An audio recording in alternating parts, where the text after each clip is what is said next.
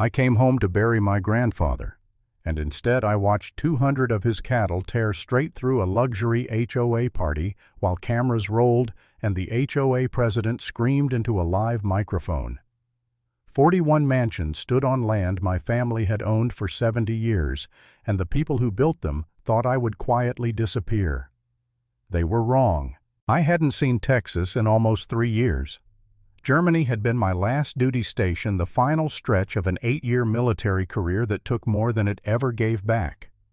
When the plane touched down in Austin, my phone lit up like it was on fire. Missed calls, voicemails, messages stacked on top of each other. I didn't listen to any of them. I rented a truck and drove straight toward the ranch the way I always had, letting muscle memory guide me down cracked highways and familiar dirt roads. Whitmore Ranch had never been just land. My grandfather bought it in 1952 with everything he had, 900 acres of scrub and promise. He raised cattle there, dug wells by hand, built fences plank by plank. By the time I was a kid, the place smelled like leather diesel and sun-baked grass, and I thought it would last forever. I thought some things were too solid to be touched.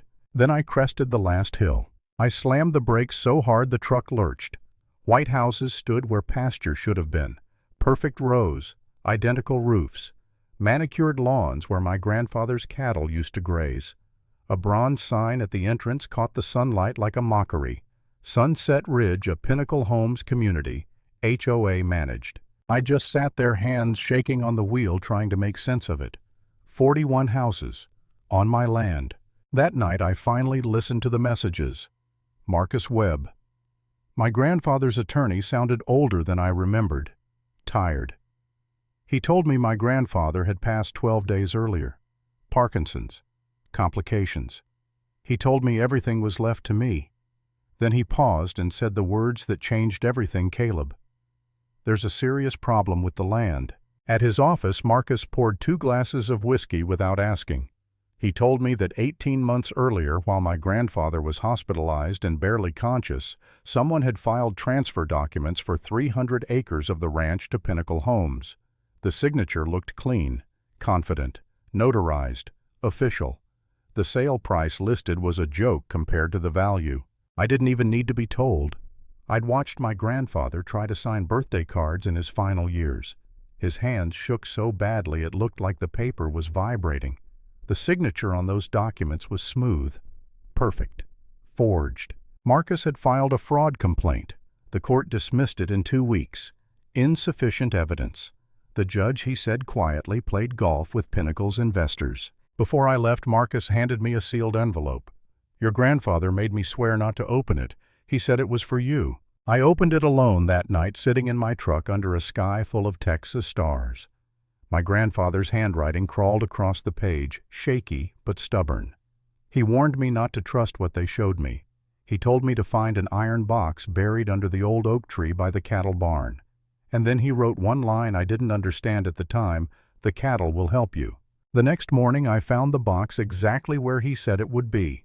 Inside were original surveys from the 1950s purchase contracts and a USB drive labeled in his uneven script, "Security camera, January." I was still staring at those documents when a black SUV rolled through the gate.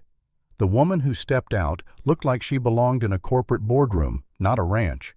Blonde hair pulled tight, gray suit that probably cost more than my truck.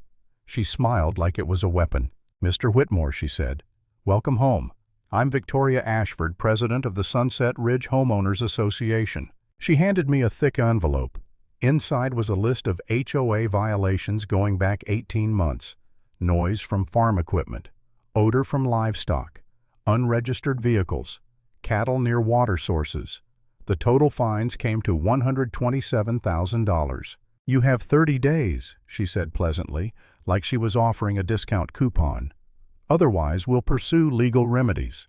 I do hope we can be good neighbors." That was the moment it settled in. They hadn't just stolen land, they were trying to crush me until I gave them the rest. The next few weeks felt like drowning in paperwork. Every time I thought I'd hit the bottom, another wave came. Health inspectors, noise complaints, a petition to rezone my land so ranching would become illegal overnight. The bank called about my grandfather's medical debt. 90 days to restructure or face foreclosure.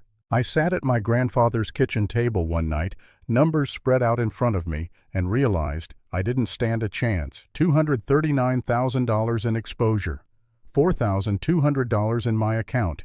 8 years of service reduced to a number that wouldn't even slow the HOA down. That was when the doubt crept in. I stared at my grandfather's boots by the door and wondered if I was the idiot here, if I was clinging to something already lost.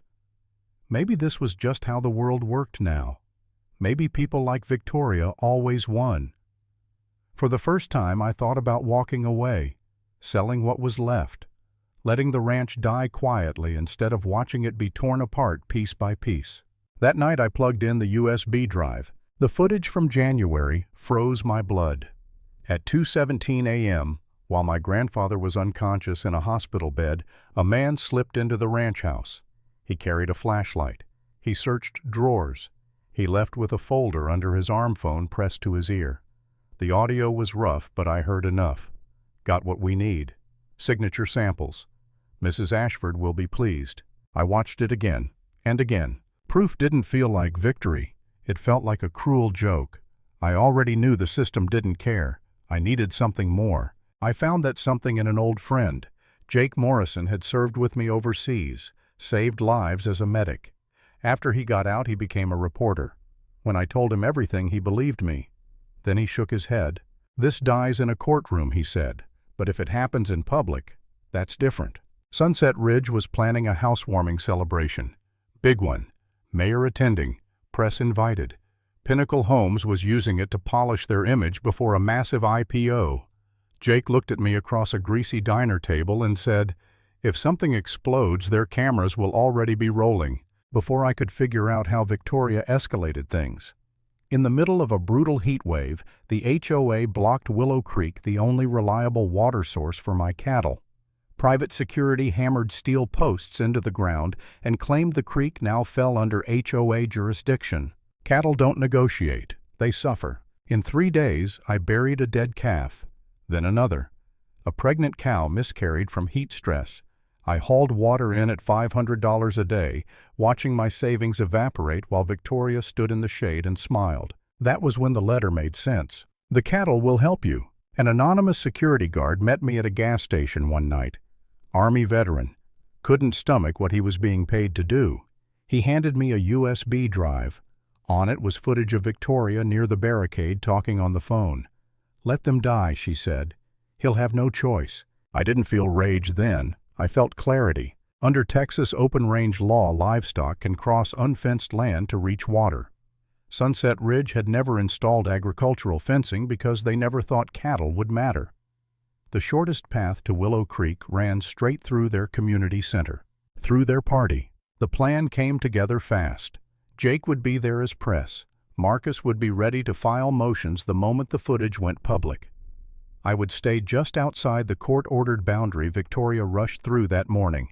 The cattle conveniently were not bound by court orders. At exactly 7 p.m., as the mayor praised Sunset Ridge on stage, I opened the old gate my grandfather built decades ago. It splintered like dry bone under the weight of 200 thirsty animals. They didn't stampede. They surged. Tables flipped, chairs scattered, champagne sprayed through the air, guests screamed and ran. Victoria grabbed the microphone and lost control on live television, shouting orders, denying everything. Then saying the one thing she couldn't take back, "I paid to make sure it was handled." By the time the sheriff arrived, the cattle were standing peacefully in Willow Creek, finally drinking. The footage was everywhere. The IPO announcement vanished. The HOA collapsed overnight. Victoria didn't look at me when deputies escorted her away for questioning. She didn't have to. I was already watching. The ranch didn't come back that night. Justice didn't fall from the sky in a neat package. But the lie cracked publicly, and it never healed. The lesson is simple: when power hides behind paperwork, the truth doesn't need permission. It just needs daylight.